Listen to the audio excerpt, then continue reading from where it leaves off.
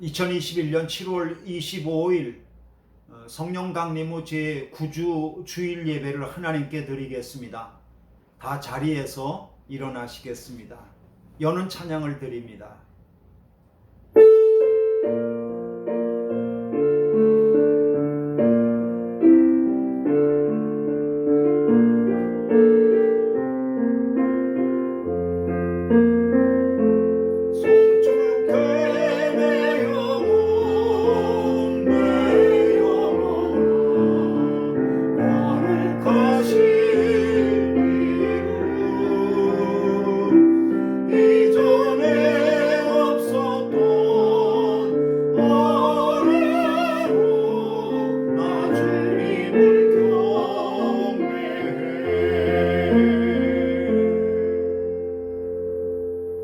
문들아 너희 머리를 들지어다.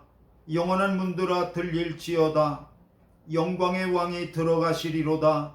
영광의 왕이 누시뇨 만군의 여호와께서 곧 영광의 왕이시로다. 영광 중에 임하시는 하나님을 찬양합니다. 오늘 이 시간 저희들을 왕이신 주님의 은총을 찬양하며 진리의 말씀 듣기를 원합니다. 저희의 마음과 생각을 지켜주시고 오직 하나님께만 집중하는 시간 되기를 원합니다. 오직 하나님께만 영광되는 시간 되기를 원합니다. 예수 그리스도의 이름으로 기도하였습니다. 아멘. 찬송가 91장입니다.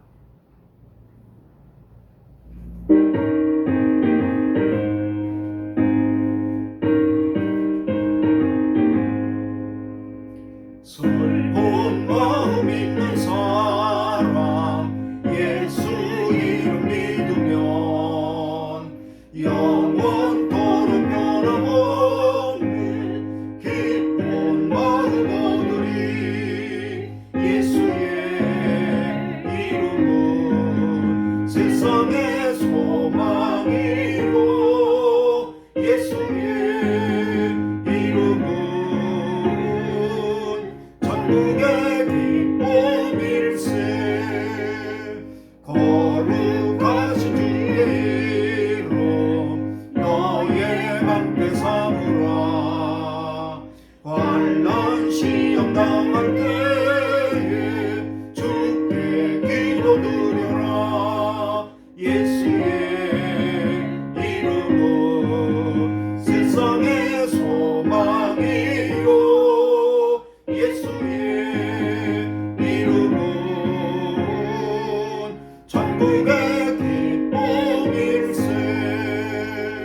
존귀하신 주의 이름 우리 기쁨 되도다. 주의 품에 안길 때에 기뻐 찬송 부르리. 예수의 이름은 세상의 소망이요 예수의 이름은 천국의 기쁨일세.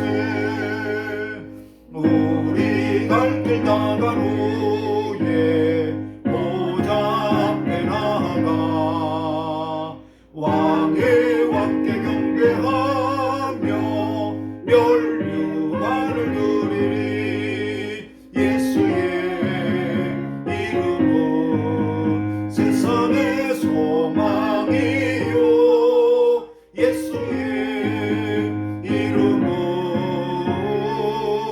천국의 기쁨일세. 교동문 48번입니다. 교동문 48번입니다. 여호와여 주의 백성에게 베푸시는 은혜로 나를 기억하시며 주의 구원으로 나를 돌보사. 내가 주의 택하신 자가 형통함을 보고 주의 나라의 기쁨을 나누어 가지게 하사 주의 유산을 자랑하게 하소서. 우리가 우리의 조상들처럼 범죄하여 사악을 행하며 악을 지었나이다. 우리의 조상들이 애굽에 있을 때 주의 기이한 일들을 깨닫지 못하며 주의 크신 인자를 기억하지 아니하고 바다 곧 홍해에서 거역하였나이다. 그러나 여호와께서는 자기의 이름을 위하여 그들을 구원하셨으니 그의 큰 권능을 만인이 알게 하려 하심이로다. 이에 홍해를 꾸짖으시니 곧 마르니 그들을 인도하여 바다 건너 가기를 마치 광야를 건너감 같게 하사 그들을 그 미워하는 자의 손에서 구원하시며 그 원수의 손에서 구원하셨고 그들의 대적들은 물로 덮으심에 그들 중에서 하나도 살아남지 못하였도다. 이에 그들이 그의 말씀을 믿고 그를 찬양하는 노래를 불렀도다. 아멘. 사도신경으로 신앙을 고백하겠습니다. 전능하사 천지를 만드신 하나님 아버지를 내가 믿사오며 그 외아들 우리 주 예수 그리스도를 믿사오니 이는 성령으로 잉태하사 동정녀 마리아에게 나시고 본디오 빌라도에게 고난을 받으사 십자가에 못 박혀 죽으시고 장사한 지 사흘 만에 죽은 자 가운데에서 다시 살아나시며 하늘에 오르사 전능하신 하나님 우편에 앉아 계시다가 저리로서 산자와 죽은 자를 심판하러 오시리라. 성령을 믿사오며 거룩한 공회와 성도가 서로 교통하는 것과 죄를 사하여 주시는 것과 몸이 다시 사는 것과 영원히 사는 것을 믿사옵나이다. 아멘. 송영 1장입니다.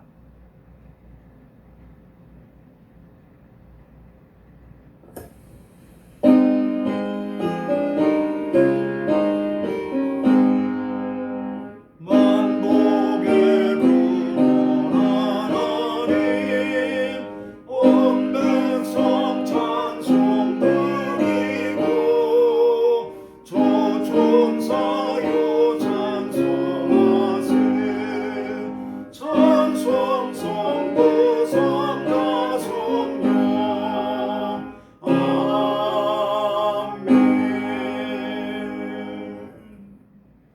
다 자리에 앉겠습니다. 이 시간에 기도할 때 제가 기도하겠습니다. 하나님 아버지, 오늘도 7월 마지막 주 하나님 앞에 드리는 예배를 받아 주옵소서. 신령과 진정으로 예배하는 자를 찾으신다고 말씀하셨는데 하나님 어느 곳에서 예배하든지 간에 하나님께서 우리의 예배를 받아 주시옵소서.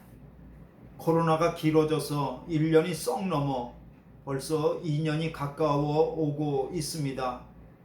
하나님 코로나 팬데믹으로 말미암아서 예배당에 나와서 성도들이 자유롭게 예배드리지 못하고 하나님 아버지여 이런저런 이유로 하나님 있는 곳 초소에서 예배하고 있습니다.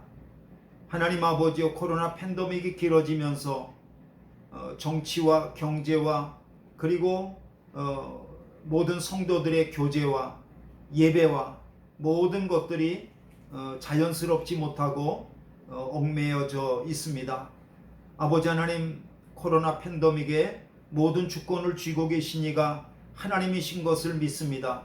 하나님은 우주의 통치자시며 하나님 오늘도 우리의 모든 환경을 변화시키실 수 있는 권능의 주님이신 것을 믿습니다. 아버지 하나님께서 온 세상을 변화시켜 주시고 하나님 아버지여 예배당에 나와서 모든 성도들이 마음껏 하나님을 예배하고 찬양할 수 있는 날을 속히 허락하여 주시옵소서. 아버지 하나님 우리 마닐라 은혜교회를 사랑하여 주셔서 하나님 필리핀 마닐라에 세워주시고 세계 선교를 위해서 쓰임받게 하여 주시옵소서. 아버지 하나님 우리 마닐라 은혜교회로 말미암아 선교사님과 선교지가 살아나게 하시고 하나님 많은 영혼들이 구원받는 역사가 일어나게 하시며 주님의 기쁨이 되는 교회가 될 수 있도록 인도하여 주시옵소서. 오늘도 우리가 온 마음과 힘을 다하여 드리는 예배를 기뻐 받으실 줄로 믿고 감사하며 예수님의 이름으로 기도하였습니다. 아멘. 하늘에 계신 우리 아버지여 이름이 거룩히 여김을 받으시오며 나라의 임하옵시며 뜻이 하늘에서 이룬 것 같이 땅에서도 이루어지이다. 오늘날 우리에게 일용할 양식을 주옵시고 우리가 우리에게 죄 지은 자를 사하여 준 것 같이 우리 죄를 사하여 주옵시고 우리를 시험에 들게 하지 마옵시고 다만 악에서 구하옵소서. 대개 나라와 권세와 영광의 아버지께 영원히 싸움나이다. 아멘.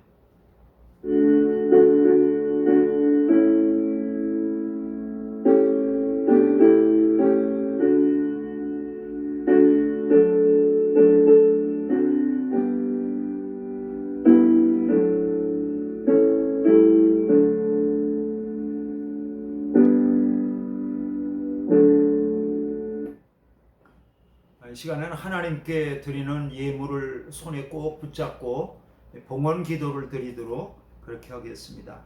기도하겠습니다.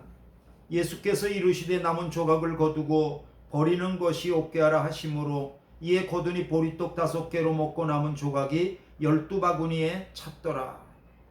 하나님 아버지여, 작은 소년이 자기가 먹고 싶었던 도시락, 정말 물고기 2마리, 보리떡 5개, 보잘것없는 점심이었지만 그것을 예수님의 손에 올려놓아 드릴 때에 5,000명이 넘는 사람들이 먹고도 남은 것을 볼 수 있습니다. 아버지 하나님, 내게 있을 때는 작은 것이지만 주님의 큰 손 위에 올려놓을 때에 하나님 놀라운 오병이어의 기적은 지금도 일어날 줄로 믿습니다. 하나님께서 온 성도들의 예물을 받으시고 하나님 아버지여, 주님, 이 예물을 통하여서 많은 영혼들이 구원받고 교회가 우뚝 세워지며 복음이 능력있게 증거되어지는 놀라운 역사들이 일어나게 하시고 하나님의 나라가 세워지게 하여 주시옵소서.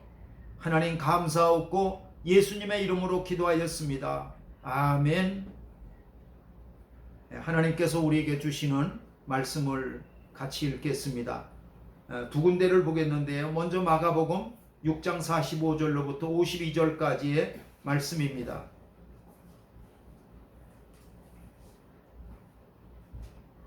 마가복음 6장 45절로부터 52절까지의 말씀입니다.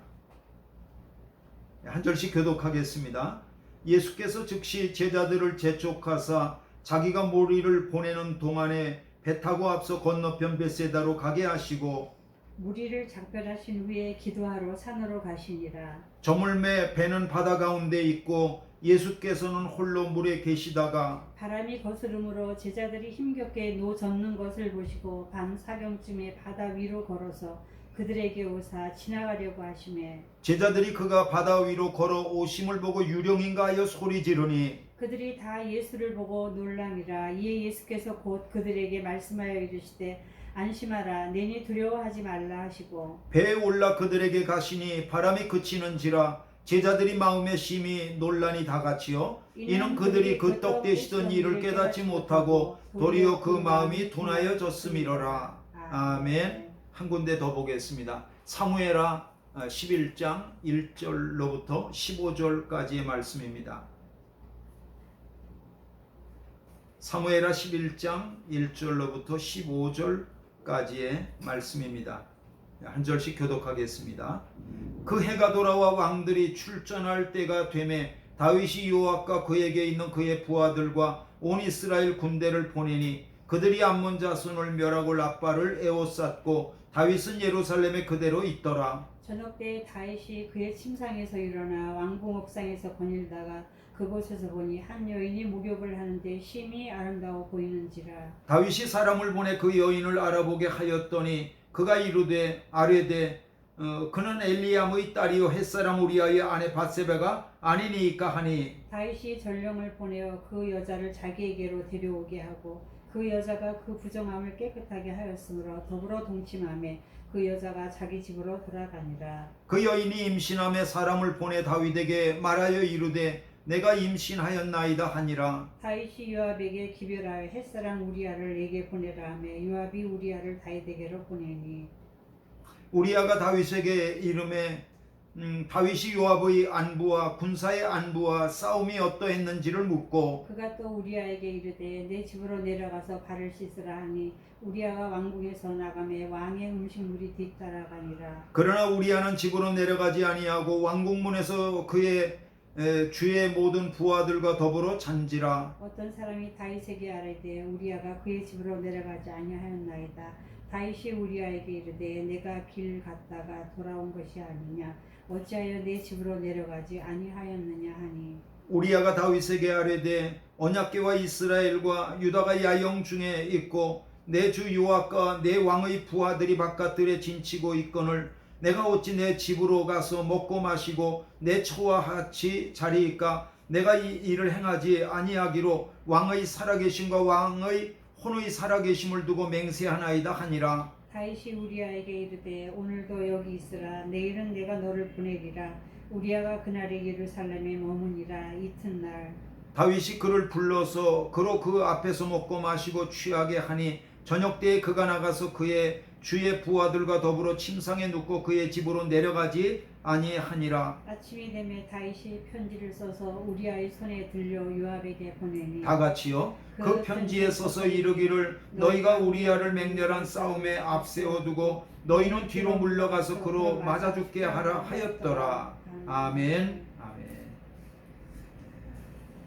오늘은 마가복음 6장 45절로부터 52절, 사무엘하 11장 1절로부터 15절까지 두 본문을 로 택하여서 둔해지지 말라라고 하는 제목을 가지고 하나님의 말씀을 들으며 은혜를 받겠습니다.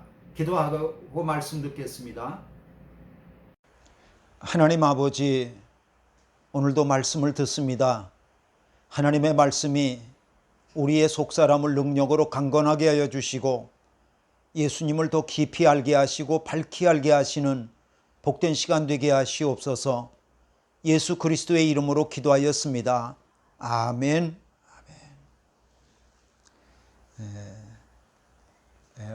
오늘 우리가 읽은 마가복음 본문은 예수님께서 오병이어의 기적을 행하신 이후에 어떤 일이 있었는가라고 하는 것을 우리에게 전하고 있습니다.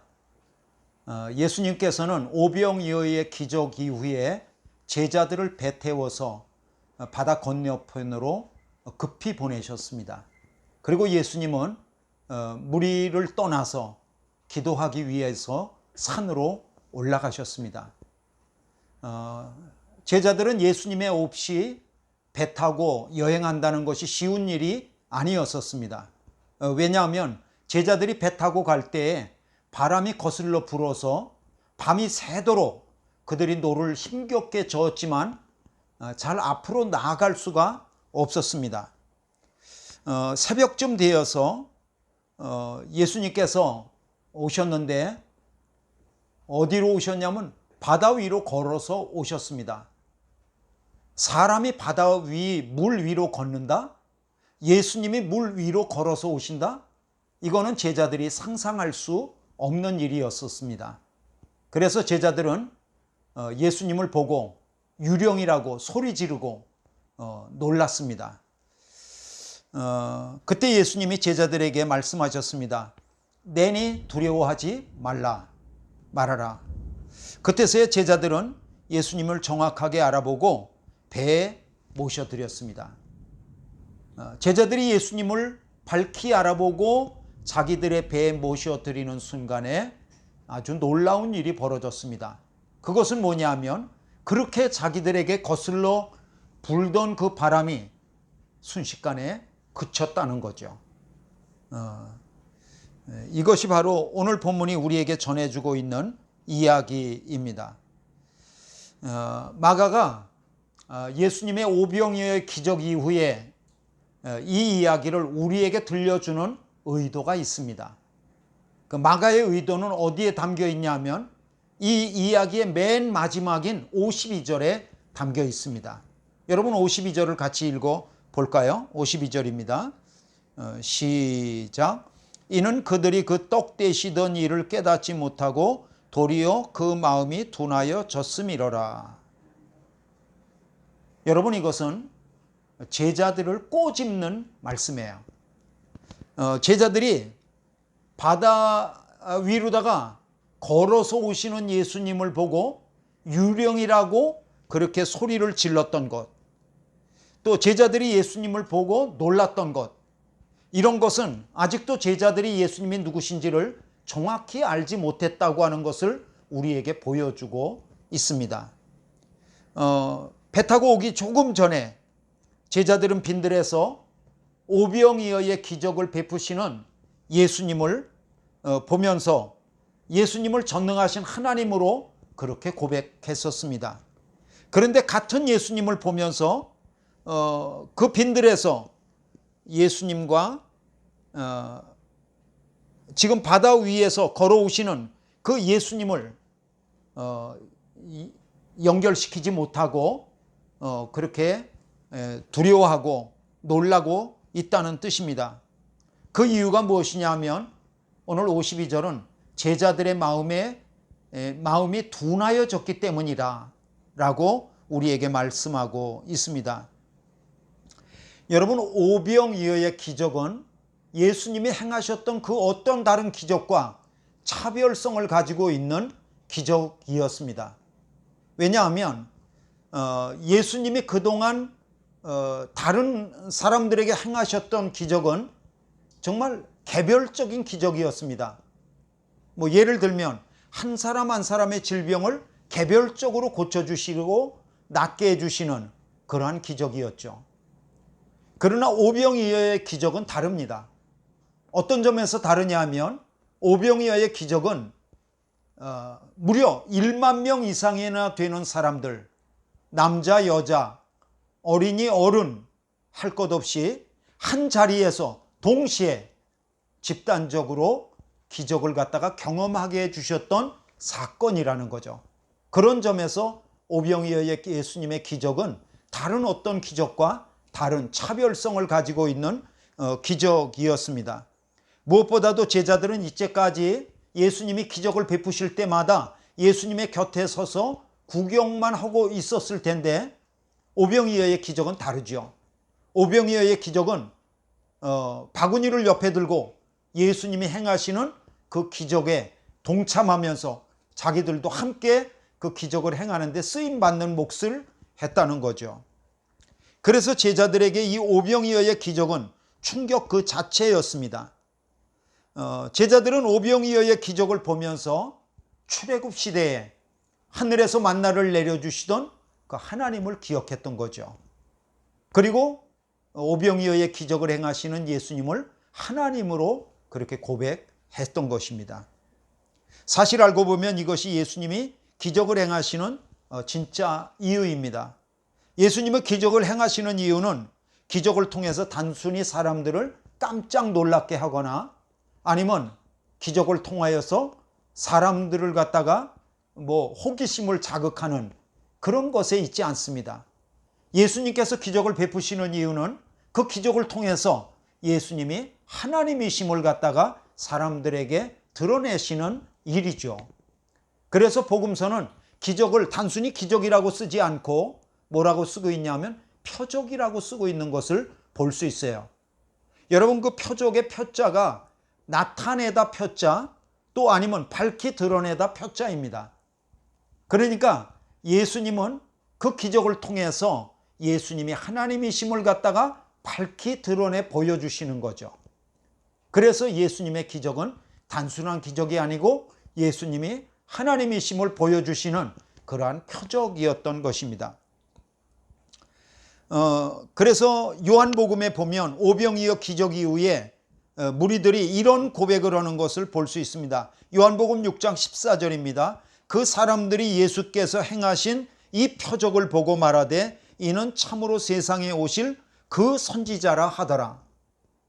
그러니까 예수님이 행하신 오병이어의 기적이 끝난 다음에 그 많은 그 현장에 있었던 무리는 오실 그 선지자라 하더라.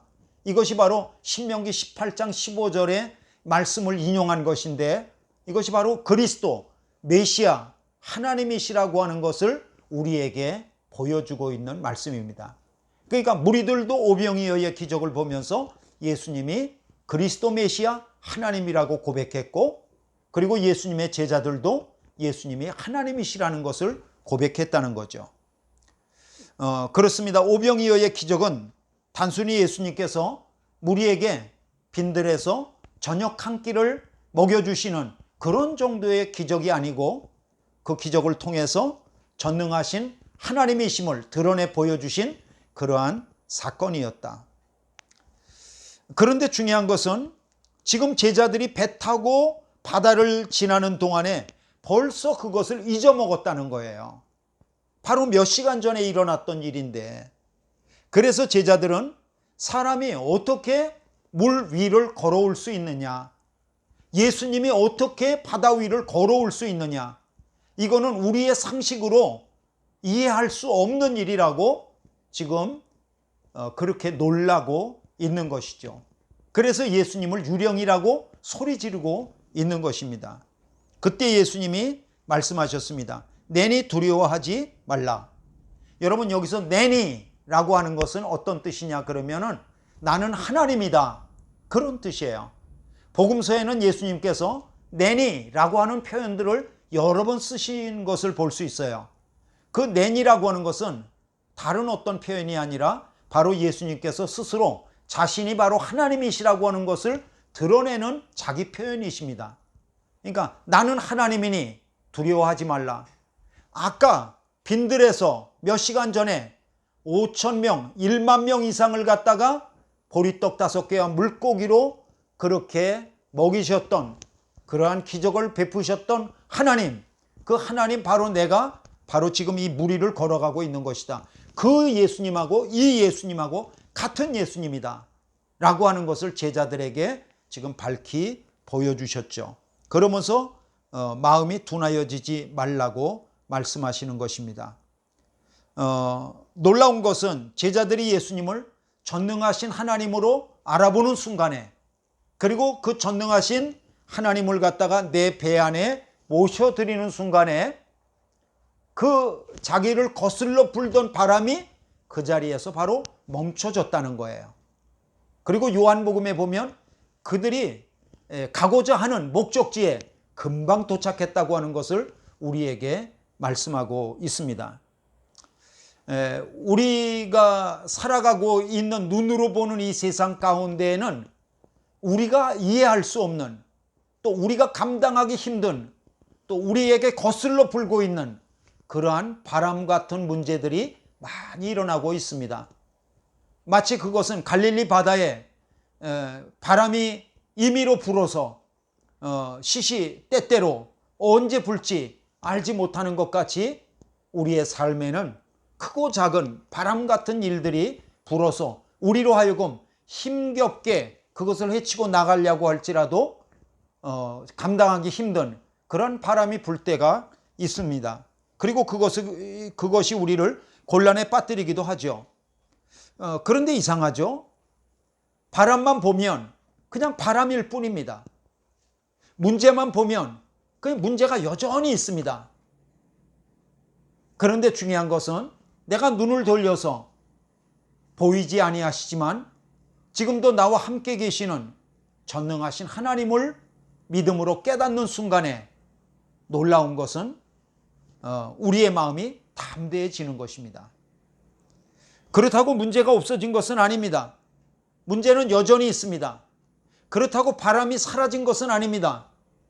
바람이 여전히 있습니다. 그럼에도 불구하고 문제가 더 이상 문제가 되지 않습니다. 바람이 더 이상 바람이 되지 않습니다. 그리고 어느 순간에 문제와 바람은 내 앞에서 사라져 버리고 마는 것이죠. 문제가 변한 것이 아니라 바로 내가 변한 것입니다. 이것은 바로 영적인 신비입니다. 보이지 않지만 전능하신 예수님이 저와 여러분과 함께 계시다고 하는 것을 알아차리실 수 있기를 바랍니다. 전능하신 예수님이 나와 함께 하심을 알아차리는 순간에 내 인생 속에서 불던 바람과 내 인생을 위협하던 문제가 더 이상 나를 위협하지 못하고 사라지게 되는 것을 경험하게 될 것입니다. 마음이 둔하여지지 않고 깨어 있어서 늘 보이지 않지만 우리를 함께 하시는, 우리와 함께 하시는 그 예수님을 바라볼 수 있기를 바랍니다. 오늘 우리가 읽은 구약 본문 사무엘하 11장은 다윗이 범죄한 이야기를 우리에게 소개하고 있습니다. 다윗이 범한 죄는 크게 3가지입니다. 첫 번째는 간음한 죄입니다. 다윗은 지붕에서 거닐다가 목욕하고 있는 한 여자를 내려다보게 되어졌습니다. 다윗은 사람을 보내서 그 여자가 누구인지를 알아보았습니다. 그 사람이 다윗에게 전한 말이 이것입니다. 3절입니다.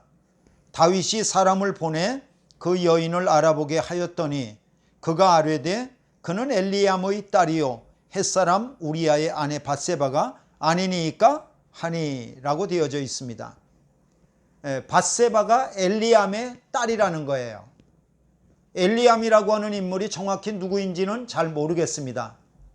그러나 밧세바의 아버지의 이름이 엘리암이라고 하는 것을 다윗에게 이야기하는 것을 볼 때 다윗도 그 사람을 알고 있고 당시에 엘리암이라고 하는 이름을 대면 알만한 사람은 다 알고 있는 그러한 유명한 사람이었을 것이다 라고 하는 것을 우리는 알게 되어집니다.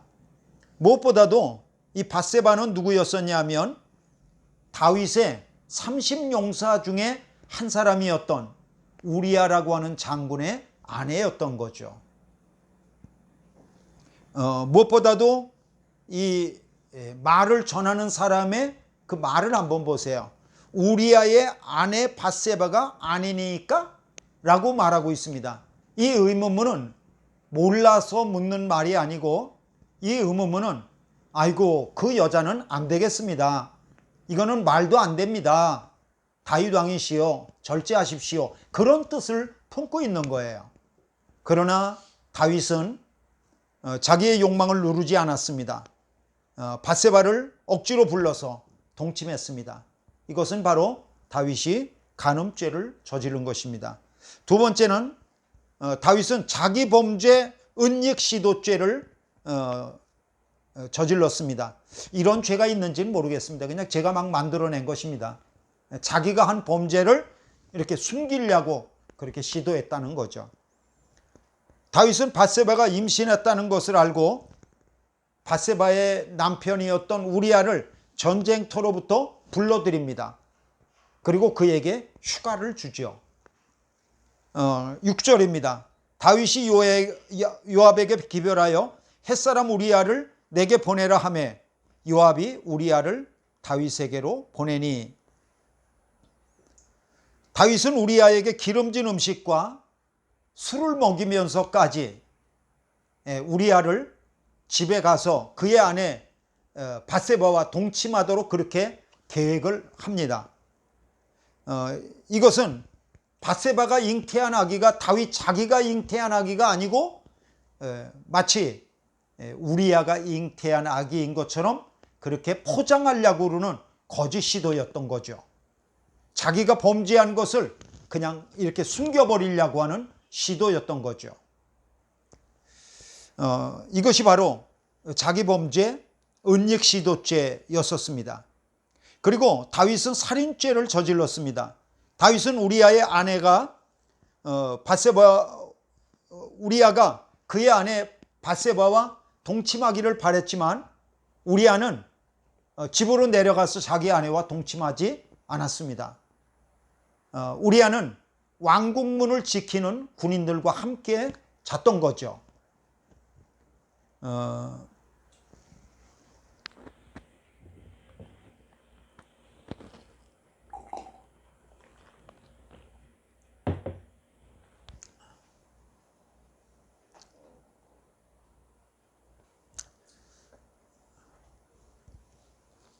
우리아는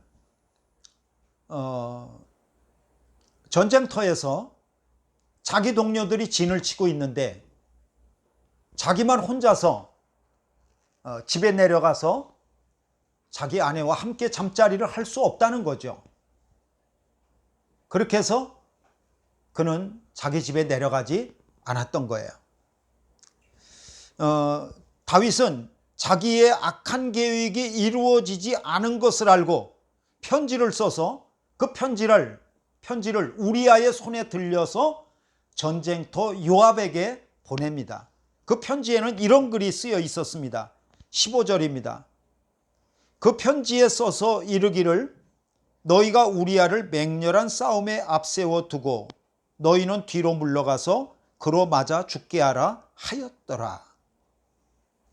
우리아는 자기를 죽이라는 편지를 꿈에도 알지 못한 채 그 편지를 자기 손에 들고 배달하고 있습니다. 결국에 우리아가 전쟁터에서 죽게 되는데 우리아가 죽은 것은 바로 다윗이 죽인 것입니다. 그러니까 다윗이 살인죄를 저지른 거죠. 어떻게 다윗이 이럴 수가 있을까요? 지금 우리가 사무엘하 11장에서 소개하고 있는 다윗은 우리가 알고 있는 다윗 같지가 않습니다. 그런데 정확히 그 다윗 맞습니다. 여러분 이것을 기억하시기 바랍니다. 다윗이 범죄했다면 저와 여러분도 범죄할 수 있습니다. 그것을 알고 우리가 경계해야 될 줄로 믿습니다. 저는 사무엘하 11장을 읽으면서 다윗이 일생에 이런 치명적인 실수를 하게 된 이유가 뭘까? 뭐 때문에 다윗이 이렇게 범죄하게 됐을까? 이런 것을 생각해 보았습니다. 사무엘서 기자는 다윗이 왜 이러한 범죄를 저질렀는지에 대해서 직접적인 어떤 그러한 말을 하지 않습니다.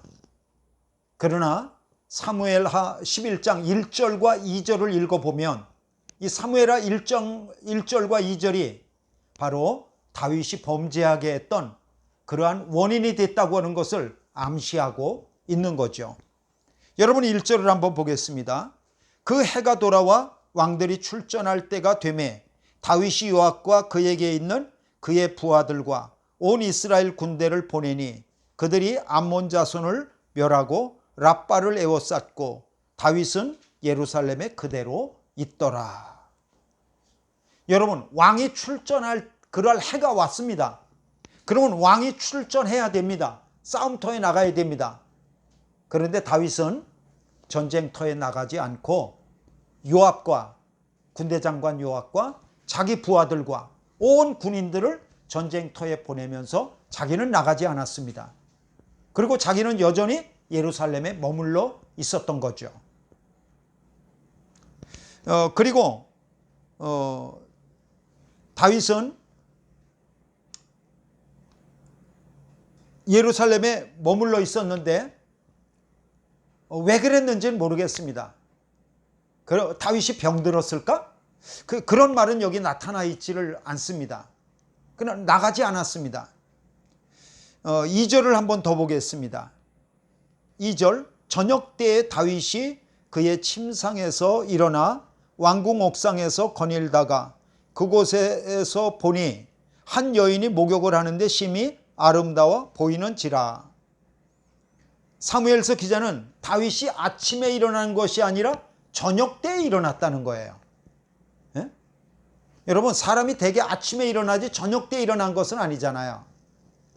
그런데 사무엘서 기자는 다윗이 저녁 때에 늦게 일어났다고 하는 것을 우리에게 이야기하고 있습니다.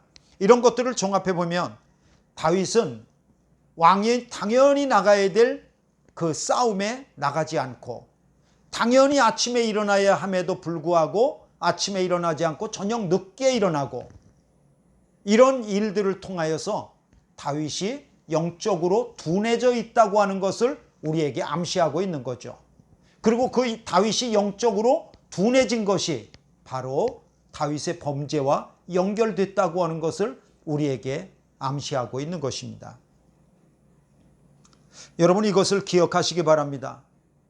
다윗이 사무엘하 7장에서 그 엄청난 축복, 하나님이 다윗에게 약속하신 그 다윗 언약의 축복을 해주셨다고 할지라도 영적으로 둔해 있으면 언제든지 다윗도 범죄할 수 있다는 것을 우리에게 말씀하고 있습니다.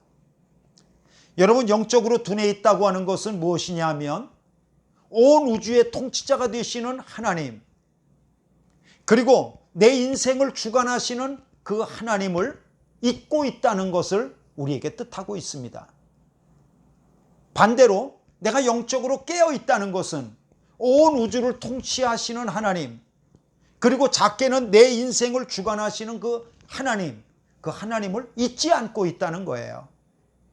그것이 깨어 있는 것입니다. 둔하다고 하는 것은 하나님을 등지고 있는 거예요. 깨어 있다는 것은 하나님 앞에 내가 있는 거예요. 내가 둔하여지지 않으면 하나님께서 나를 향하신 축복의 계획이 늘 계속되게 되어질 줄로 믿습니다. 말씀을 마치겠습니다. 우리가 만약에 실패한다면 나를 둘러싼 어두운 환경을 극복할 수 있는 지혜가 내게 없어서 망하는 것이 아닙니다. 그것이 아니라 나를 도우시고 나를 간섭하시고 나를 좋은 길로 인도하시는 내 인생의 주관자가 되시는 하나님을 내가 영적인 감각이 둔하여져서 그것을 잊고 있기 때문에 망하는 것입니다. 내 삶에 바람이 떠나지 않고 바람이 내 삶을 거슬려 부는 것은 내가 막을 수는 없습니다.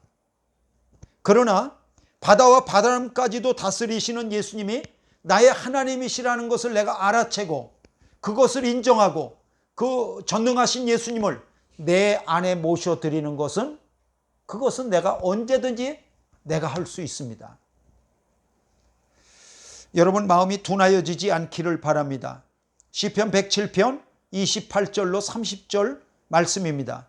이에 그들이 그들의 고통 때문에 여호와께 부르짖으매 그가 그들의 고통에서 그들을 인도하여 내시고 광풍을 고요하게 하사 물결도 잔잔하게 하시는 도다.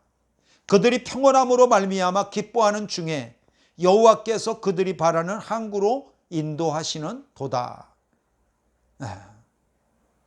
내가 하나님을 가까이 하면 하나님을 알아차리면 하나님께서 내가 소원하는 항구로 소원의 항구로 인도해 주신다고 하시는 그런 말씀입니다.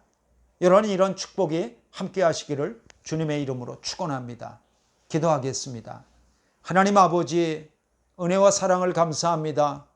내 삶에 바람이 일 때에 바람을 보기보다도 눈을 돌려 전능하신 하나님을 바라보며 하나님 아버지 나와 함께 하시는 하나님을 바라보며 일어설 수 있게 하여 주시고 또 의지하게 하여 주시옵소서.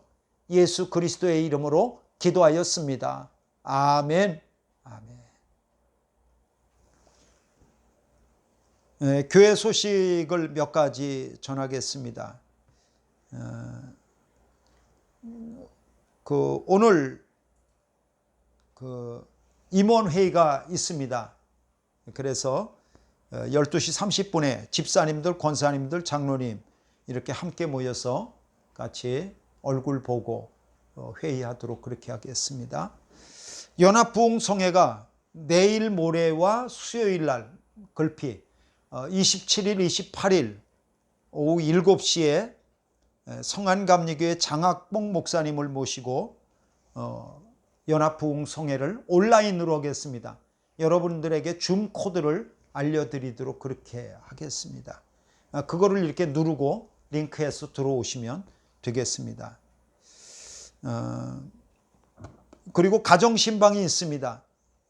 가정신방표를 나누어 드렸는데 여러분 보시고 기도하면서 준비하시고 온라인으로 하실 분들은 온라인으로 저에게 신청해 주시고 오프라인으로 하실 분들은 오프라인으로 신청해 주시고 또 점심을 혹시 대접하시고 싶은 분들이 있으시면 또 그렇게 먼저 저에게 일러주시기를 바랍니다.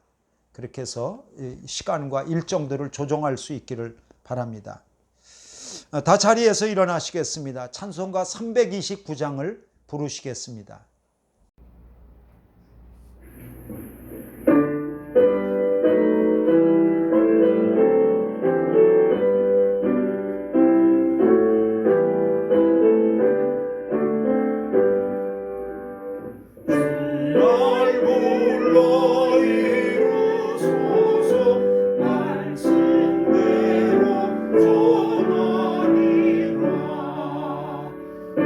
주님의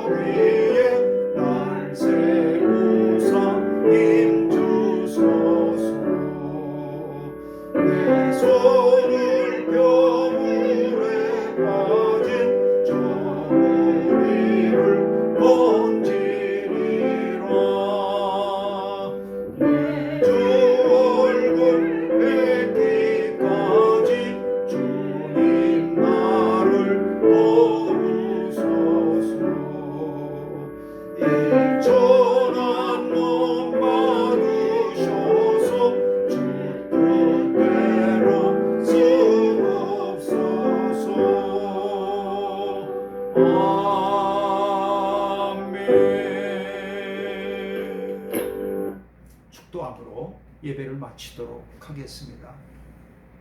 하늘 보좌를 버리고 사람이 되신 예수 그리스도의 은혜와 독생자를 우리에게 보내셔서 주님의 사랑을 확증하신 하나님의 사랑하심과 우리 안에 임하셔서 참 믿음과 순종의 삶을 살게 하시는 성령님의 은혜가 오늘 예배에 참여한 사랑하는 성도들 머리머리 위에 또 가정과 기업 위에 영원토록 함께 하시기를 간절히 축원하옵나이다. 아멘.